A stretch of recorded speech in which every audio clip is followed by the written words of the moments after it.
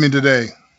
I'm making some final notes, which you and I are going to be going over today in our broadcast, and I need you to do a couple of things right away. One is to share the broadcast and comment on it also. Uh, put the fact that you like it out there, that you love it, and you want more of it. Put that in the comment section if you will, please. And I'll see your comments as I glance down here to my phone. I said glance because my producer's going to be telling me, don't look at your phone. Don't look at your phone. So I'm just going to glance at it every once in a while and be able to see what some of your comments are. And from there, we can have somewhat of a dialogue tonight because we're going to need to go into dialogue on this issue of wokeism. And I'll tell you in a little bit how we're going to approach that. But first of all, I want to thank you again for joining me here, right here on Influencers Platform. Influencers Platform is, as it is described, a platform designed for influencers to be able to touch people with thoughts and ideas and actions and aid that will move forward the advancement of the kingdom of God and their particular causes as well. So while I'm the lone ranger on Influencers Platform at the moment, I don't want to remain so. I want the Influencers Platform to be filled with people who can do exactly what I'm doing, produce shows each week or at frequency, or even, it doesn't have to be a show where you're sitting down in a studio-like setting like I am right now. It could be a show that uh, is out in the in the marketplace or out in the arena where people are doing things and be able to translate that to a viewing audience that you can help in terms of educating and inspiring and motivating them to be the kind of change agents that we need to be in the world right now. I am so glad that we are where we are in terms of um, the world. There's a lot of things that's changing in the world, and those changes are not happening automatically. Something, and I say something because I'm talking about the invisible thing as much as the visible, those two corollary arenas are working together to bring about change in the earth. And it may not be the change that you like, but the good thing about it, if it's not the change that you like, you can likewise go spring into motion and bring the kind of change that you want to see. So here on the Influencers Platform, we seek to do that each week on Tuesday evenings to both instruct and inspire you to move forward. And thank you to the many of you who are already on. I'm going to call some names now as soon as I bring this volume down. Call some names of some people that are out there looking. I see Donna's there, Maddie's there, Mabel is there. Uh, Thank you, guys, for joining. And there's a host of others of you. Keep on coming in, and I'll look down every once in a while and have some exchange with you. Uh, this is Influencers Platform, and Influencers Platform is an outreach, a media outreach of San Antonio and Black, White, and Brown. You may know by now. If you don't, I want to share the good news with you, is that we have established our own offices in Callahan Towers right here in San Antonio, Texas, Suite 313, third floor, Suite 313. Now, at some other time, I'll tell you about how this whole 313 thing has just marked my life, all of my life. And our suite for SABWB is Suite 313. Uh, you'll see some stuff if you haven't already that we do have some yard signs, and I'll get to some of that when we start to talk about wokeism. That's going to be our subject for tonight, is the area of wokeism. But I want you to become our partner at SABWB. You can do that simply by going to our website at sabwb.org and follow those very simple prompts there, and you can become a partner with us as we take ground for the kingdom. Here's the thing. Here's the thing that I've been praying into and speaking into over these months now that we've been moving in this direction, years actually, but it has accelerated quite a bit within the last 6 months.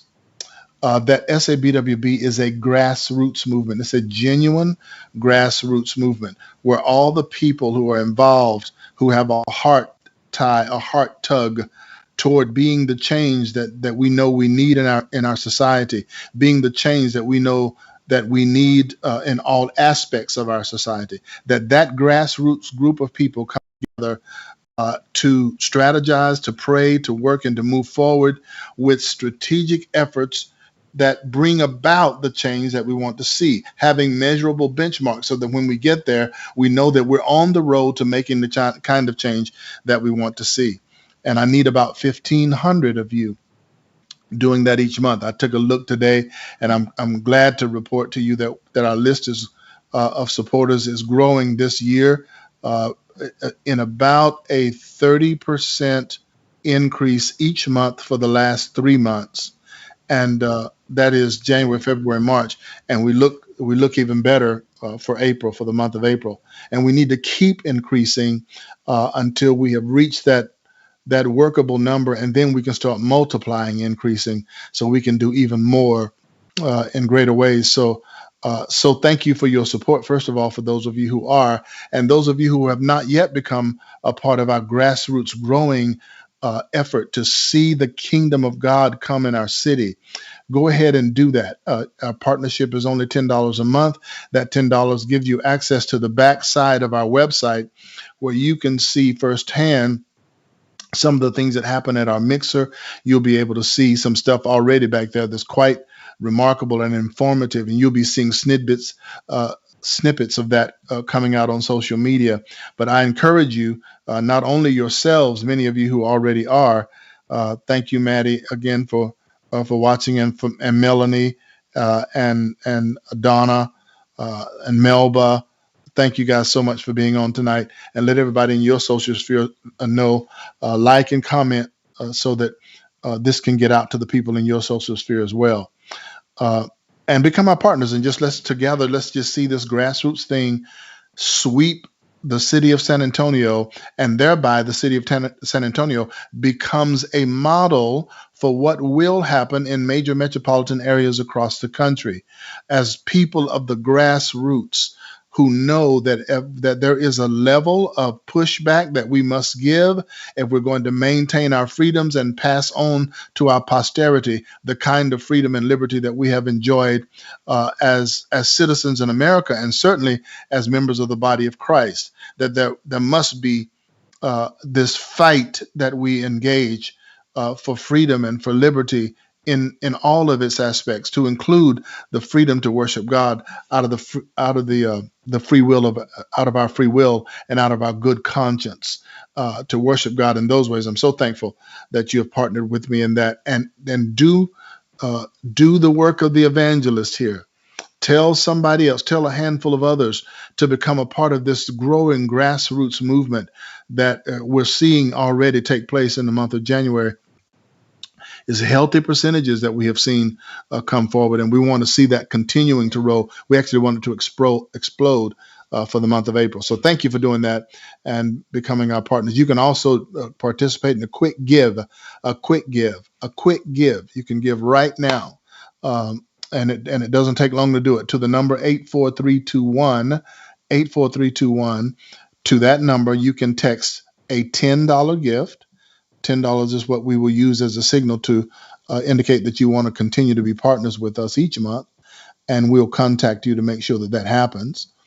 And then a space, and then SABWB. So to the number 84321, text the number 10, a space, and then SABWB. You've seen that, as you've seen on your screen there. It will be very helpful for you to do that, to become our partner.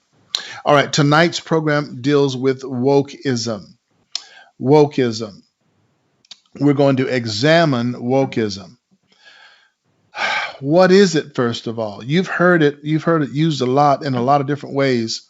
So I want to put forth a working definition that we'll use tonight concerning this concept of wokeism. And then we're going to examine wokeism in three specific areas. We're going to talk about wokeism in the socio-political realm. We're going to talk about wokeism in the civic arena, and we're going to talk about wokeism in the pulpit, or wokeism in the religious sphere. We're going to talk about each of those, and we're going to do it briefly and introduce some video that will help make the point. Some of it I will come back and do kind of a reactionary response to the video.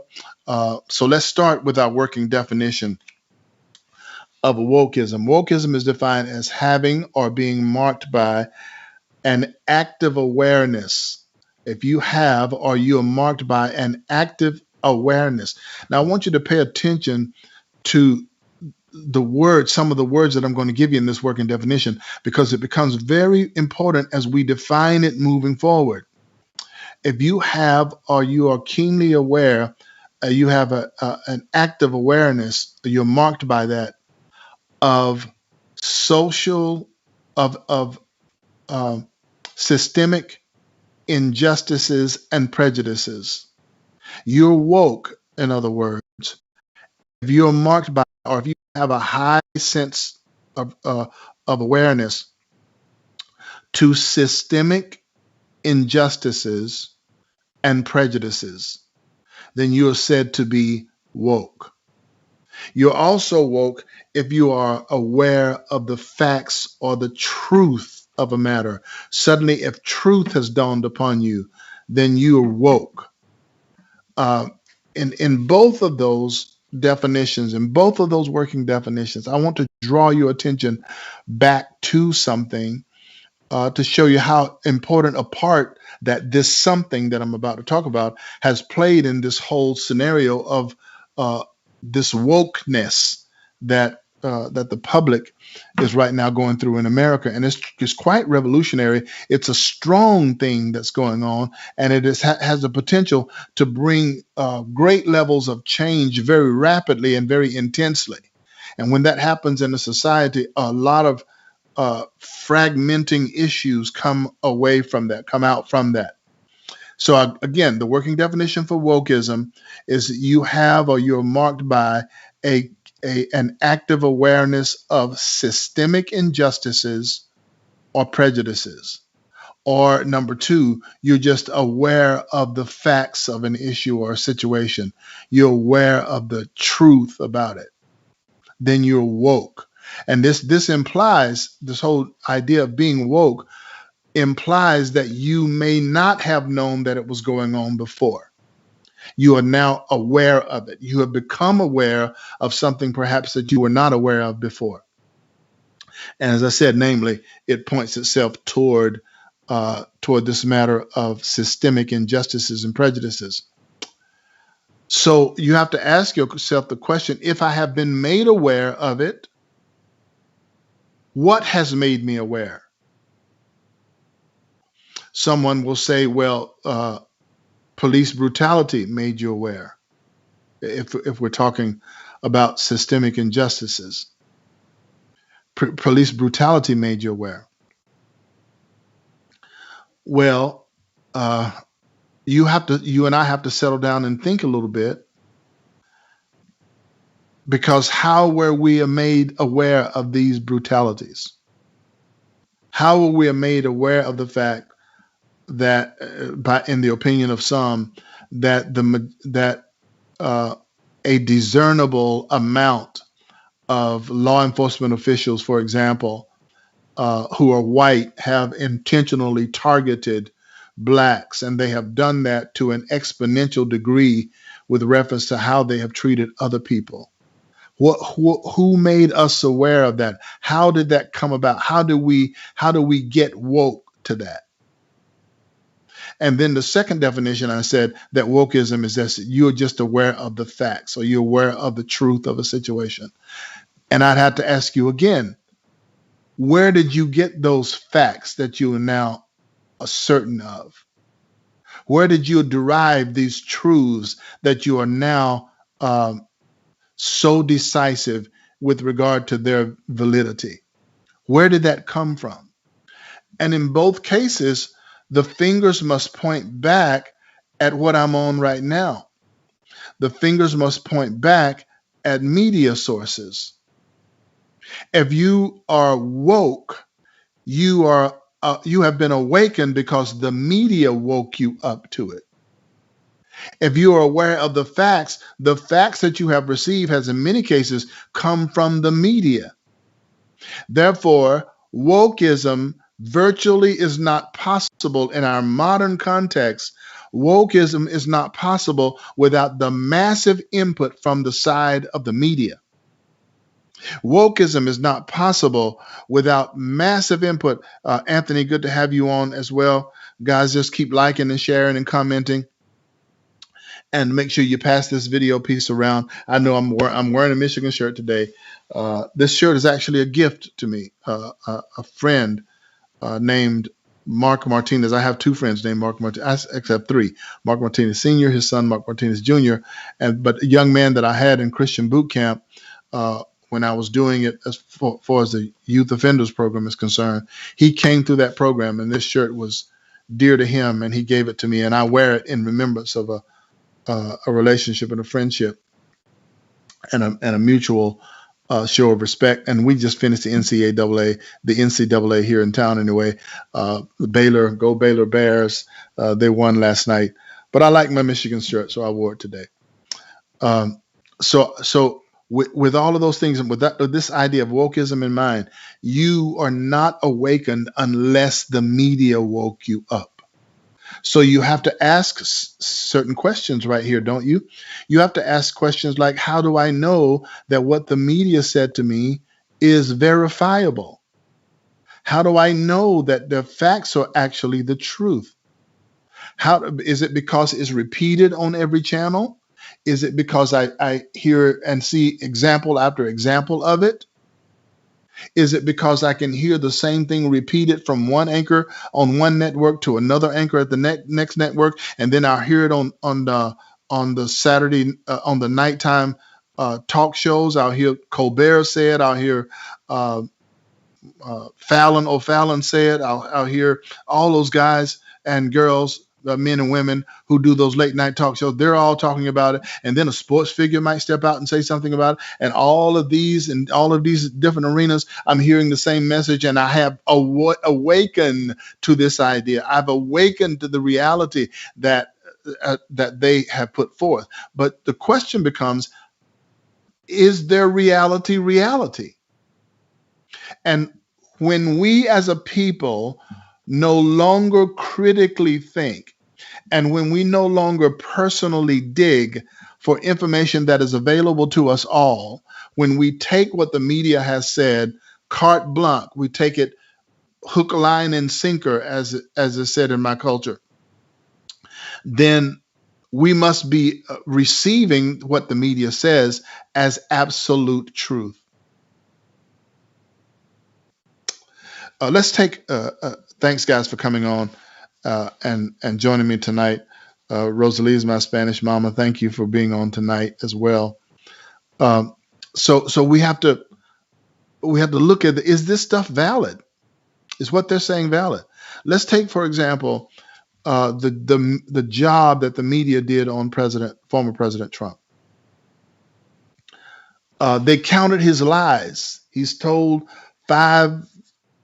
500,000, 400,000, whatever it was, lies that he's told over these years. They say they have been documented lies to make the public think Donald Trump is a liar. And then other terms like misogynist or racist or all of that was all you heard on all of these networks from all of these people. And suddenly you came awake to the idea, you awoke to the idea that the president is a dangerous man and he needs to get up out of office and all of that. And he's no longer in office now, not because he has been voted out per se, but because the general sentiment of the public allowed something to happen that really perverted the whole election system, which they're trying to cement now in an act that I'll tell you about in a little while. But all of that wokeness has created these issues. So we're going to look at wokeism tonight in three specific arenas. We're going to look at it first in the socio-political arena. I'm going to do that by way of a video, kind of a reaction video that I'm going to do to something that Alejandra Ocasio-Cortez said, and I'll show you that video in just a minute. Then after that, we're going to look at wokeism in the civic arena, because in the matter of civil authorities, Chauvin and that trial, that officer who put his uh, knee on the neck of George Floyd, and and during that process, George died. And this trial is going on now. And what will happen in the land of wokeism if this police is not charged? Some would decry he needs to be charged with first-degree murder. And it doesn't matter almost in wokeism what facts come forward to refute these feelings that we have. The facts that come forward are irrelevant. Wokeism, my thought, the way I feel about it, the way I've been manipulated to feel about it, overrides any other facts, because we don't critically think anymore. We emotionally think. So we're going to look at the trial of Officer Chauvin and what wokeism looks like in the civic arena. Lastly, we're going to take a look at what wokeism looks like in the religious arena or in the pulpit. I want to examine a statement made by a newly elected, quote unquote, senator. And I say quote unquote because it is now proven, and I'll say it, and I'll say it till the cows come home, because it'll be proven eventually. We're getting much closer to it now, that people who are forensically examining the voting system and what HR 1 wants to do to completely make that a federal thing, it should be scary to you and me. But there's another thing about wokeism, that the other side of it is the change is so rapid that it almost, you don't know where to start. That's why SABWB exists in San Antonio. It is a starting place to push back and to push for, not just to push back against these encroachments, but to push for the kind of environment and lifestyle and kind of dynamic that we want to see in our own community.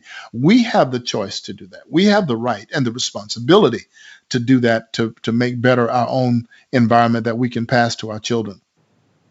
I'm going to go to commercial now. When I come back from commercial, we'll look at our first, I'll set up the first reaction video that I'll do with AOC, and then we'll look at the other two in the civic arena, and finally in the religious arena. And then we'll wrap it up for tonight with another opportunity for you to know what your San Antonio and Black, White, and Brown is doing across the face of the city, because we hit the ground running.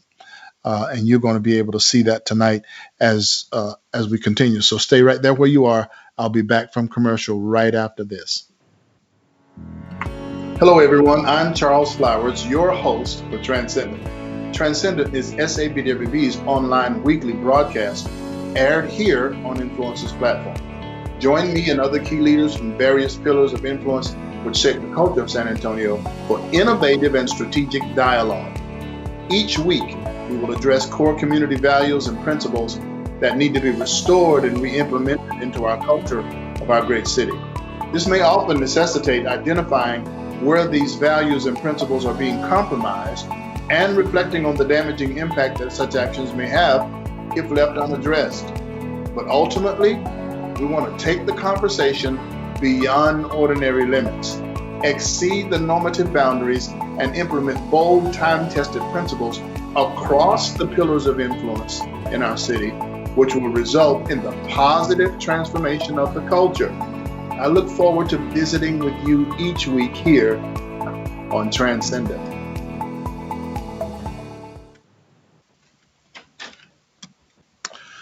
All right, so we're back. Thank you for taking that commercial minute with us. And I want to now look with you at a video that my producer is setting up, the first of which we will look at tonight. The statement made by Alejandro Ocasio-Cortez concerning what is happening at the border.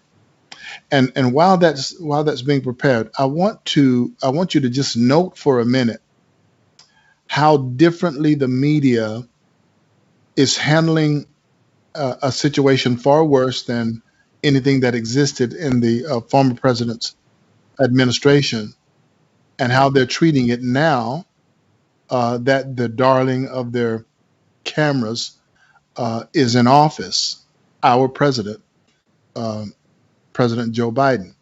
I want you to note the difference in how the media is treating the very same situation. Now that should awaken you. You know, there's three times that the scripture tells us to awake, uh, awake out of sleep, awake to righteousness. It tells us to awake with the same implication. The implication is that if we have to awake, there is something that we have not been awakened to.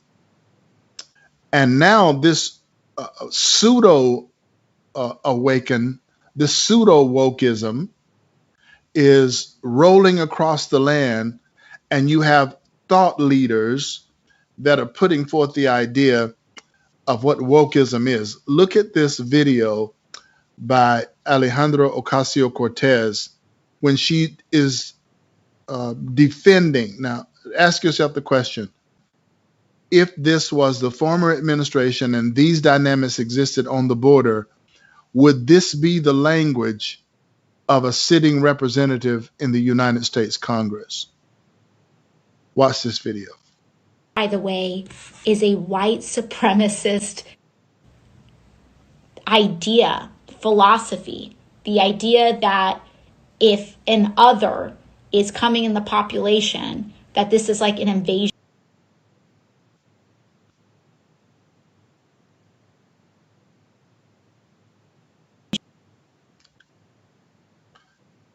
I want you to I want to go back to that video. I want to go back to its very start because there is something there I think is important for you to both see and hear. Let's watch this again. They want to say, what about the surge?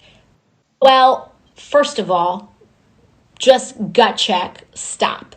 Anyone who's using the term surge around you consciously is trying to invoke a militaristic frame.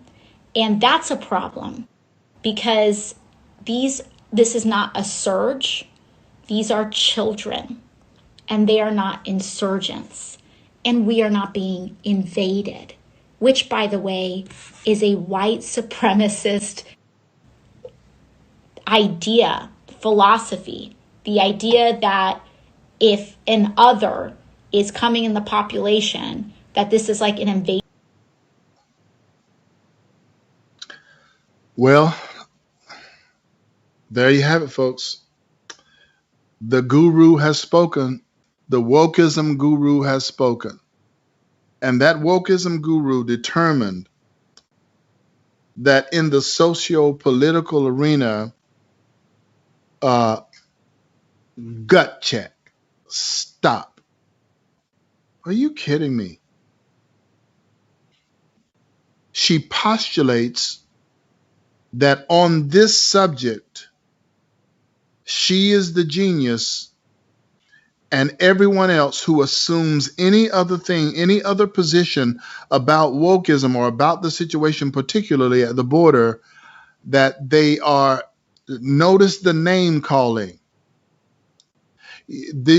First of all, you probably have seen my friend David Harris Jr. do a comparison on this particular piece of video with some footage that our present president, Joe Biden, said during his one of his presidential debates, and that he wanted a surge at the border. He called for a surge at the border. Now, that video that you just saw, only fragments of it exist. She went through this whole tirade about a surge is anyone using that term with you.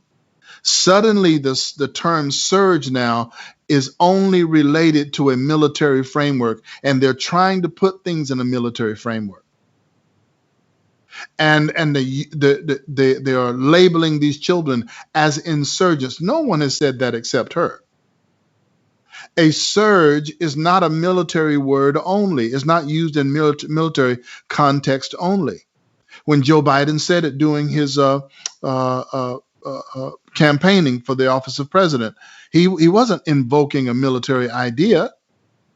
He was talking about a vast number of people increasing quickly at a given location, which is in this case at our southern border. And yet Ocasio-Cortez says anybody using that word, then that would mean that she's saying that Joe Biden did the same thing. That he is invoking a military framework. Now, why would people buy into that? They would normally buy into that because AOC, Alejandra Ocasio-Cortez, is a spokesperson in the socio-political realm for wokeism. She's a college-educated young woman. She's easy on the eyes. She has good diction. Certainly, she represents this elite class of people who are highly educated, and those folks, they're the ones who are in the know. They're the ones who've sat before the professors for supposedly 4 or 6 or 8 years, depending on their degree program. But statistically, they tell us it's much longer than that because of a lack of discipline to get involved in the course of study and stay with it until finished. But certainly these elite people, they know what wokeism is, and they're marked by, and they have this high active awareness of these systemic injustices and prejudices. And when they say stop, wait, gut check, everybody else is wrong. Now, she went on to say that this is not a surge. Well, President Biden did call it a surge. And she said, these are children. Such a statement invokes the maternal instinct for protection and safety for children. And since we are about 50-50 in this country, male or female, it can be pretty easily counted on that that those listening to her are at least half female. I mean, I don't mean half biologically female. That's another whole woke issue. I mean, half her population is female listening, and it invokes immediately that protective image. And how dare anyone do anything to the children? What about the children?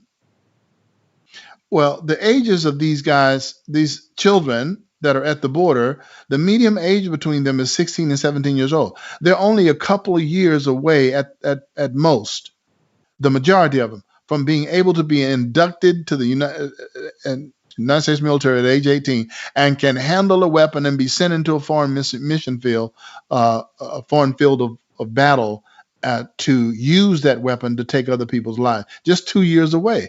But these are children. These are children. And we're going to treat these children with dignity and respect. If you want to treat those children with dignity and respect, then you do things in country, in the countries that they came from, which the former administration was doing along with Mexico, to stop this tide at the southern border. But wokeism says we must take these huddled masses. This is a line from a poem at the bottom of the Statue of Liberty. We must take these huddled masses and do something to help them. There are countries all over the world.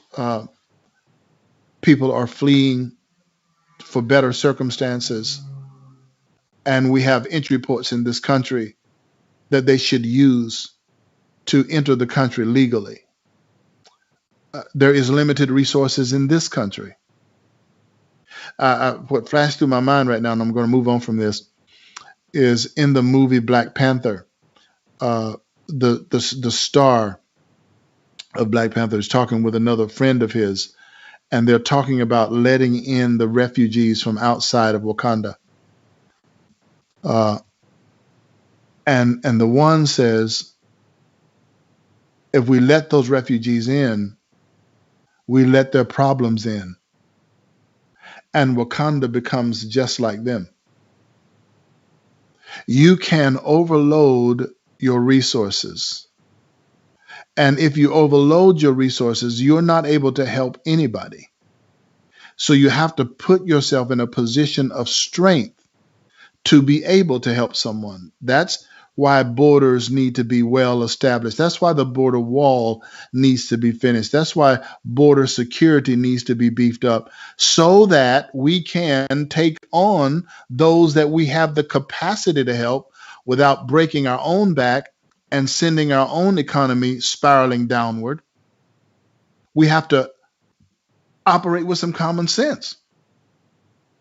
That is a wokeism as articulated by uh, Alejandro Ocasio-Cortez in the socio-political environment. I want to look with you now at another video.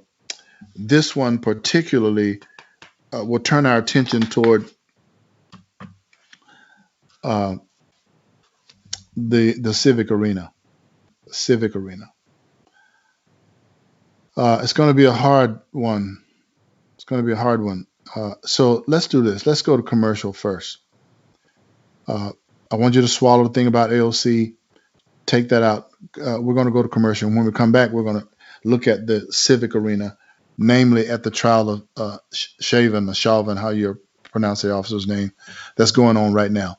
And after that, I'll be right back. Hello, everyone. I'm Charles Flowers, the founder of San Antonio in Black, White, and Brown, also known as SABWB. SABWB is the premier leadership space where influencers from every race and position and perspective converge to build relationships and collaborate on the implementation of principles that shape the culture. SABWB is your voice speaking aloud for integrity, for justice, and transparency and truth in our city. SABWB is your platform for collaboration leading to impact and transformation. SABWB is your presence in the marketplace of ideas in business and politics and education, sports, entertainment, health and wellness, media, and the church. SABWB needs your partnership as we together transcend the boundaries of race and class and build a kingdom culture here in San Antonio. Partnership is only $10 a month, easy enough for all of us to participate. Many of us doing a little will have major impact in our city. To partner, go to sabwb.org or text SABWB space your gift to 84321. Thank you in advance for joining in the transformation of our city. And yes, thank you for joining in that transformation, and your partnership helps that happen on a daily basis. Janice pointed out in the comments that the border issue, how it directly affects us. They've already shipped the 11 to 17-year-olds here to the city of San Antonio in the Freeman Coliseum. Now, the same city officials, Judge Nelson Wolf, and our mayor, our sitting mayor, Ron Nirenberg, got on camera every day encouraging the shutdown of businesses and the closing of schools and the wrecking of an economy because of the potential COVID spread. Are you not yet aware? Are you not woke yet to the idea that we have been duped for a year globally by people who are pushing forth a particular agenda? They didn't make COVID up. COVID is real. It's happened. It's fatal, and people unfortunately die from it. But people die from all kinds of diseases and sickness in the coronavirus class, like influenza and other strands. And it's no more deadly than that. And we have never gone through these gymnastics where any of those coronavirus family of viruses have had devastating and deadly effects across our community. But this happened in order to massively control the public, and it has scattered the body of Christ. But Transcendent, this Facebook Live broadcast is designed for us to actually go above that, take the conversation beyond the normal boundaries. And these things now, you should be woke to the idea that if the coronavirus is as deadly and devastating as it would be, as it is, why the state of Florida has not died off? Why are we not seeing here in Texas the bans have been lifted, and yet the numbers are going down? Can you not see that the woke people actually put the masses to sleep using something called wokeism? The woke architects put the masses to sleep, destroyed an economy using something called wokeism. Okay, so I want to set up this second video. My friend David Harris, I remember he and a team of men came to our church here in San Antonio, Faith Outreach Center International, at that time being corralled, all of us being corralled by the late and great Bishop Harry Jackson. And he came here and he spoke, and his book, Stay Silent. I encourage all of you to get it. Thanks, guys, for coming on tonight. And as we spoke, and as David spoke, he was tearful that night concerning the unborn, the slaughter of the unborn. He was just as tearful when we saw this initial footage of George Floyd being handled in the manner that he was handled by the police officers. And now we're in the midst of the trial of Officer Chauvin. This is a difficult video, but watch this, and we'll come back and talk about wokeism in the civil arena once we return. They want to say, what about the surge? I don't know if we're ready for this. Well, apparently there is new video evidence, gut check, potential stop. proof Anyone that George Floyd did not die because of a knee on the back of his neck. Now, I know how I feel about watching that cop, Derek Chauvin, with his knee on the back of his neck. I think it was way too long that he did that. But could this be enough evidence to not charge these cops with murder? You decide. The video you're watching right now is George Floyd when he's initially stopped. We've got it in slow motion. Watch as we zoom in closer and closer to George Floyd and take a look at what is on his tongue. A little white spot. A little white spot on George Floyd's tongue. According to the defense, this may be the most important piece of evidence in the entire case. Let me explain. One of the attorneys for one of the former officers accused in the murder of George Floyd, the attorney for Thomas Lane, has filed papers and says that little white spot on George Floyd's tongue is fentanyl. Fentanyl, which he ingested at the time he was approached by police. He says that little white spot is on his tongue. In this part of the video, he turns his head and it's gone. But take a look at it. The defense is saying this is 2 milligrams of fentanyl. And it is the fentanyl that is responsible for the death of George Floyd. Fentanyl. Not a knee on the neck, a white spot on his tongue. Basically, they've taken a look at the toxicology. I want you to listen now real good. It's important that you listen real good. Because we have what wokeism in the civic arena would have us to believe, based upon systemic injustices and prejudices. Let me say at the outset, I am aware that systemic injustices and prejudices exist and persist. And I have some understanding as to why there is a heightened level of sensitivity to it in the African American community. I have some understanding as to why. The black African was brutally treated in slavery for 244 years.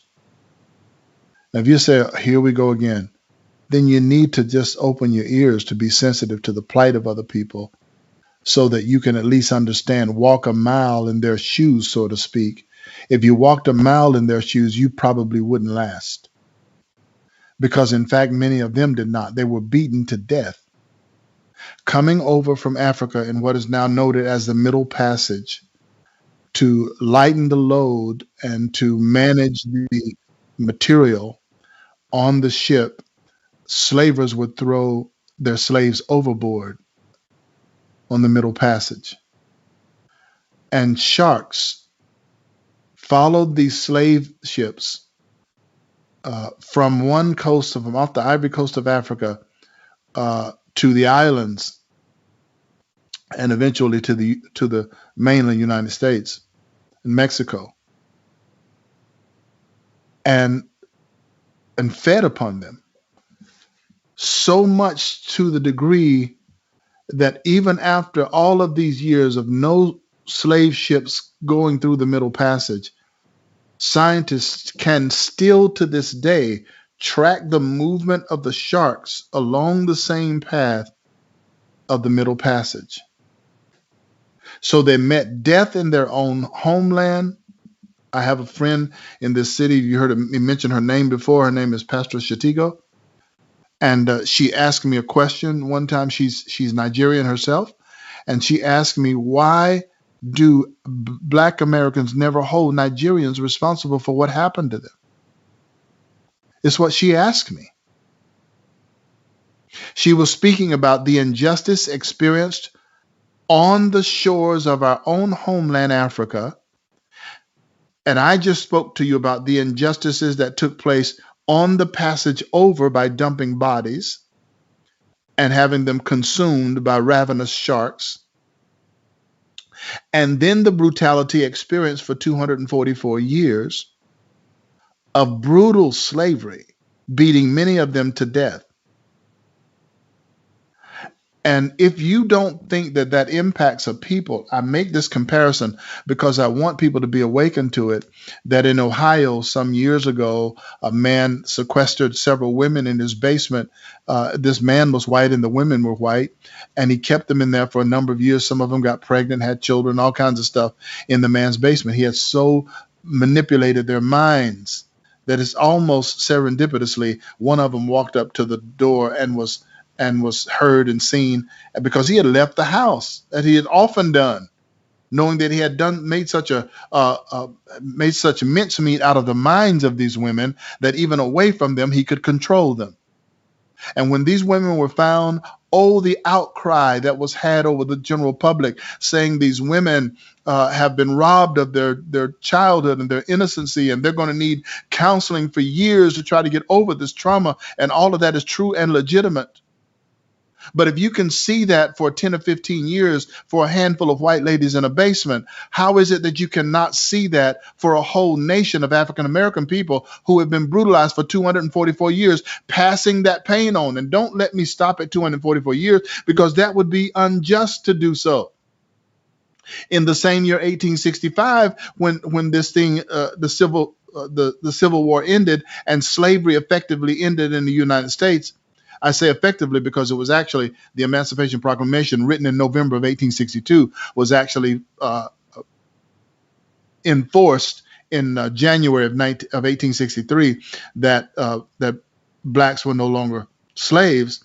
Therefore, they had a vested interest in the outcome of the war, and they fought, and the war ended with the Unions winning, and therefore ending slavery in the United States as we knew it. That same year, 1865, however, there was a list of laws written called the Black Codes. There's never been any laws in the U.S. called the White Codes, laws that were suited to negatively frame the lifestyle of white people. There's never been any laws in the United States called the Brown Laws, or the Italian laws, or the Indian laws. The only laws that this country has ever written targeting a people group is the same people group that they enslaved for 244 years and devastated. It's Black Codes. and they lasted for another 100 years, from 1865 until 1965, which 1965, of course, culminated the very end of the civil rights movement, led by a pastor, Dr. Martin Luther King Jr., whose books I'm reading again now, and they're just tripping me out all over again.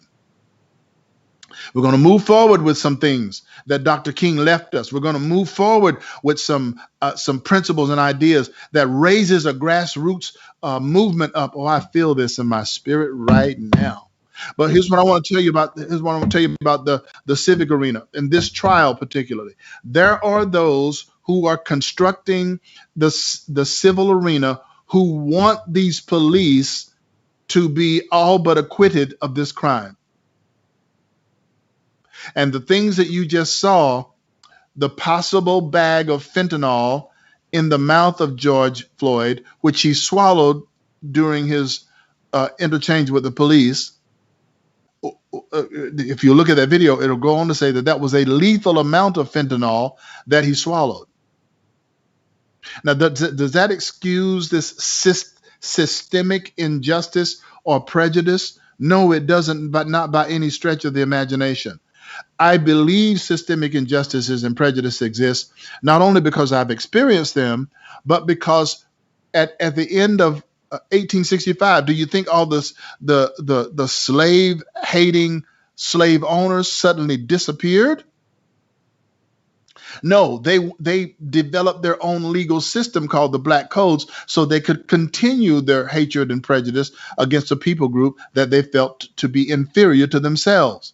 Do you think in 1965, when the civil rights movement was signed, that suddenly all of the Jim Crow hating whites suddenly dissipated into thin air when that was signed? No, they moved themselves into the legal system to try in many ways to keep disenfranchising and keep minimizing and marginalizing a people that they actually fear. So systemic prejudices and injustices do exist. They are not where they were by any stretch of the imagination. It's the work of Dr. King and Ralph Abernathy and E.D. Nixon and a host of others in the civil rights movement, Rosa Parks and a host of others, that we are standing on the shoulders. We're standing on the shoulders of such men and women who forged forward to break chains of oppression. But there are some who want this trial. They want this Darryl Chauvin trial. They want this trial to all but acquit these officers. Why? Because they have prefigured. Please hear me when I say this. Please hear me when I say this. They have prefigured that a trial all but acquitting these officers will serve their social restructure program very well. How will it serve their structural reprogram very well? Well, it will send outrage and riot in the street, and that outrage will be pointed directly at police officers, and the defund the police movement will move into play. When you defund the police, you have less people with access to weapons and guns. You have less people having a capacity and ability to defend themselves. And you have less people defending people against encroaching evil. There are those who want this trial to end up with these officers being all but acquitted because they have preset that the response, particularly in the Black community, the response will be swift and violent and will gain for them momentum to move their own agenda, their own destructive, defund the police agenda ahead. Now, right here in the city of San Antonio, coming up on our ballot in May 1st is a defund the police movement called Fix SA or Fix SAPD. I've sat down and I've had actually as a guest here on Influencers Platform, the president, Danny Diaz of the San Antonio Police Officers Association, and explained to you in detail how this is actually a defund the police uh, mark, and then reflected on how it happened in Austin and what has been the result, not only in Austin, but in other cities that have adopted this defund the police thing. And you like never before, like never before. I'm glad that I see in signs as I drive through the city of San Antonio, back the blue, pray for the blue. We love the blue. San Antonio and Black, White, and Brown got in on the sign making and sign posting. We have a beautiful sign called "The Blue Needs You." It has an SAPD flag, or police officer's flag, on it, and in writing it says "The Blue Needs You" on a navy blue or black background. And you can get them by calling our office. You can get a sign by calling our office. We ordered 100 of them, and we kept 15 of them back for our open house, and we forgot to give them out at open house. So now you have 15 signs that you can come and get. You can call 210-866-4409 anytime between 9 and 5, and someone will be there in the office to direct you. You come and get a very limited number. We only have about 19 of them left, but we want to get all of those signs out in the street with everything else that's going on, so that you know that your SABWB stands behind and defends the police department. I'll tell you one other thing that the SAPOA president said, Danny Diaz. You remember the story about the police officer who reportedly gave a feces sandwich to a homeless person, and the news spun it that same officer, because of the union, got his job back. This is what, again, what awakes what. Why are we woke? We are woke because we, quote unquote, know the true facts of the situation. Do you know the true facts of that situation? I guarantee you, listening to the media, you don't know the true facts of that situation. Here's a couple of facts to consider. One, the person who supposedly got the feces sandwich and ate it, that person has never come forward. They've never said, bit into it. Of course, they didn't eat the whole thing, but bit into it and found out what it was. That person has never come forward. There's never been a known victim of a receiver of the feces sandwich. And secondly, do you know who reported the officer? It wasn't a person on the street that saw him do it. It wasn't the man himself that supposedly took a bite of it. No, it was his officers that worked with him. They reported him not because they saw him do it. They reported him because he reported that he did it. He said he did it to his fellow officers, and his fellow officers reported him. He was brought in under that. He was examined under that. He also had another offense, and that adjoining offense got him put off the force. He never came back to work after one fell through, because you could say that happened, but you can't prove it, and he couldn't prove it. So another offense, he went on to commit another offense, and they never let him back on the job. He's now no longer a police officer. You don't hear that on the news. In that case, the police policed the police. In that case, the police policed the police. And not only in that case, but in many cases, there are things that police officers do and do continually that they need your and my support now. Proposition B will be on the ballot May 1st. You need to vote against it. That's wokeness in the civic arena. It will cost us. It could cost us up to 600 officers walking off the job if Prop B passes, and our skeleton crew police department would be in critical mode then. Right now, there's only about 2,500 or so police officers to cover a city of 1.5 plus million people. Now, thankfully, most people are not, violent and mean and ugly. And yet crime in the city is going up. And our sitting mayor now wants to, under his woke banner, he wants to reform the police. And there are many who believe that all it takes is just moving some of that money around and moving resources around and put these resources where we can get some of these people to get some help. This is another attempt to fuel social programs which the church and other entities within the community should be stepping forward to fulfill. And since the government wants that prized place in both the psychological and the lives of people, they'll displace the church and use your own tax money to give them a job to do what the body of Christ has said in the church to do, in the earth to do. That's wokeism in the civic arena. Now, the last thing that I want to point you to as far as wokeism is concerned this evening is wokeism in the pulpit. Wokeism in the pulpit. The Bible describes the church. Jesus said in Matthew chapter 16, upon this rock I'll build my church. The gates of hell shall not prevail against it. He said another place in scripture concerning the church that we are the pillar and ground of the truth. It says in another place concerning the church that it is the body of Christ. That is the bride of Christ. We're God's building. We're his building, we're his body, and we're his bride. It says in another place that we are being formed as leaders to reign with him in eternity.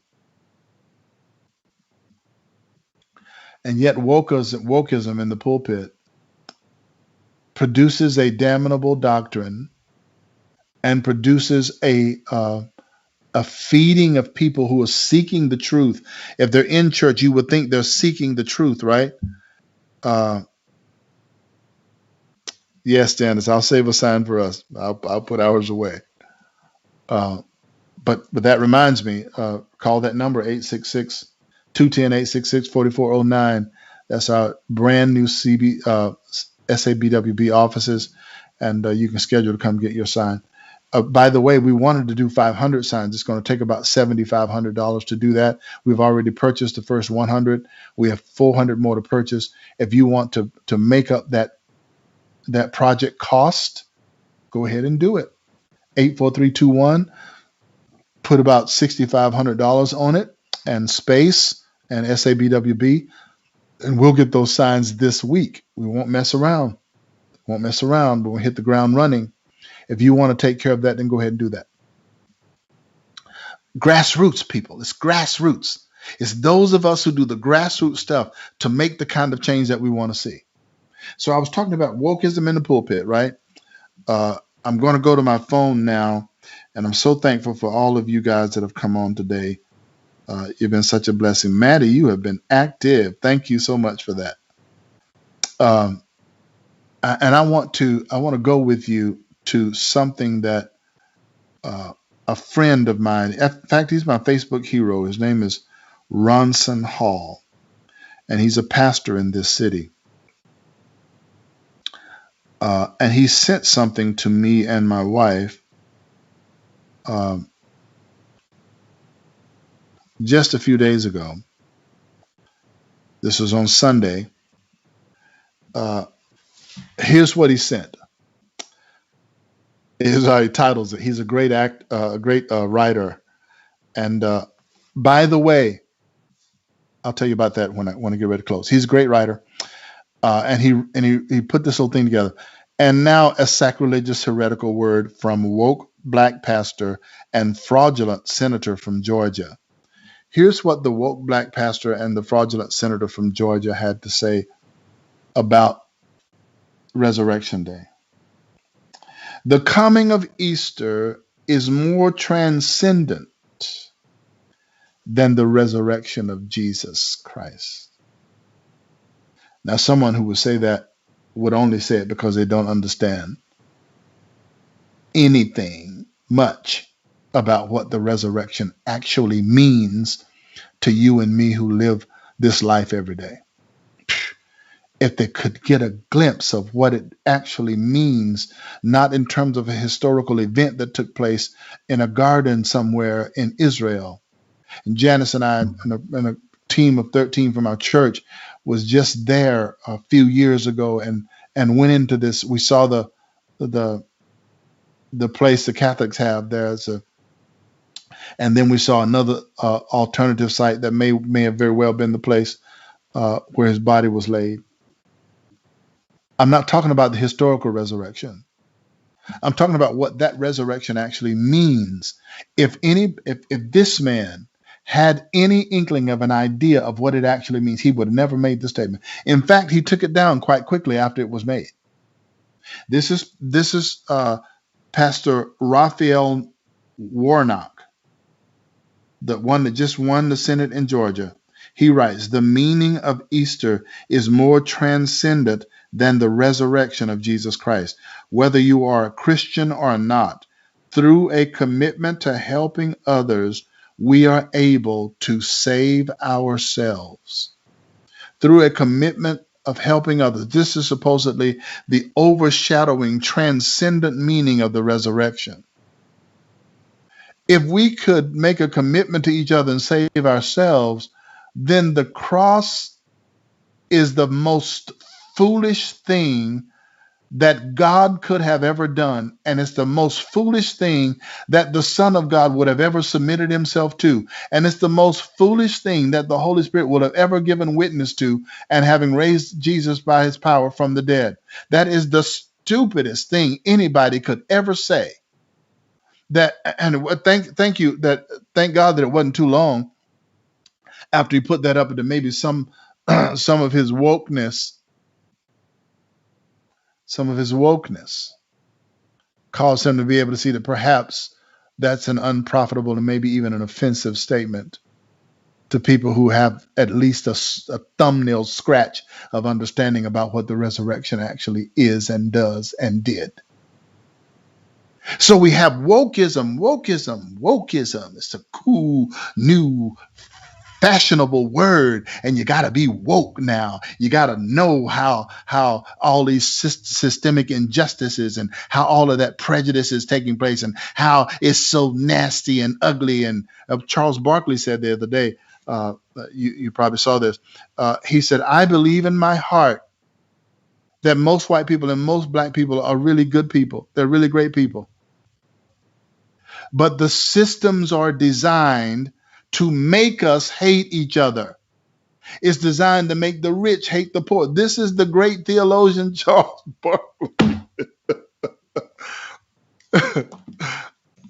a man who's used to speaking out of his heart, spoke again out of his heart. The system is designed, he said, whether you're a Republican or a Democrat, the system is designed to make you hate each other and make you distrust one another so that they can exercise control. Now, I tell you that I think Charles Barkley is actually represents some wokeism that we ought to pay attention to. Some wokeism that we ought to pay attention to. Okay, here's the last things I'm going to go in with you, and then we're going to close this up for tonight. Next week, and my pastor friends who are listening or will listen, next week at SABWB, in the offices of SABWB, we will actually start to hold something that we call it the seat at the table. It's called a seat at the table. A seat at the table. SABWB will relentlessly go after establishing relationships and working for collaboration in these initial 5 pillars: 1 in the church, 2 in business, 3 in sports and entertainment, 4 in education, and 5 in, of course, I would forget the 5th one. There's church, there's business, there's sports and entertainment, education, and law and politics. Law and politics. In those 5 arenas, we're going to go after finding major influencers and get on the same page together. It's going to take all of us having a seat at the table in order for that to happen, where we not only dialogue, but we act, we collaborate on the value and implementation of principles that shape the culture. Does that sound familiar to you? It should, because it's our mission statement at SABWB. We are the premier place where influencers from every race, position, and perspective converge, assemble for 2 purposes. 1, build trusting relationships, to collaborate or work together on both the value and implementation of principles that shape our culture. You help us do that by your weekly participation on this program. Thank you for so many of you who have done that today. Make sure that you share this. Make sure you share wokeism. What I was going to share with you is at the seat at the table next week, starting April 15th, Tax Day. We'll be calling a group of pastors together in our city to meet at the table there at our offices for the purpose of understanding how we address the notion of wokeism in the areas of diversity, equality, and inclusion. The DEIs, you're familiar with them. If you're in business, you know that those are buzzwords. Diversity, equality, and inclusion. How are you going to answer that, not from a worldly perspective, but what answer of the kingdom do you have to address diversity, equality, and inclusion? And then next month in May, actually we're going to address four, beginning our.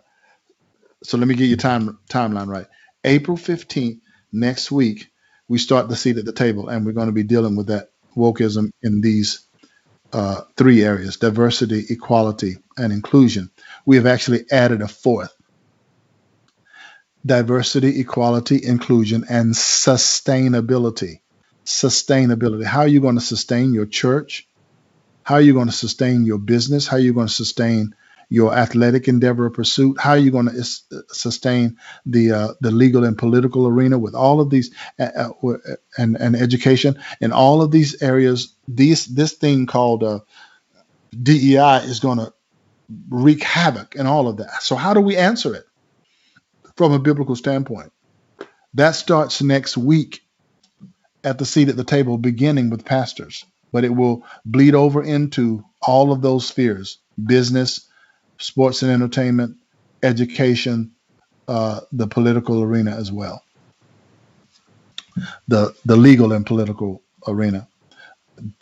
Some high-powered conversations will be had at that table, and we'll come away from there knowing how we can both complement and aid one another in moving the kingdom forward, and how we can saturate our culture with a central message. I think I have it.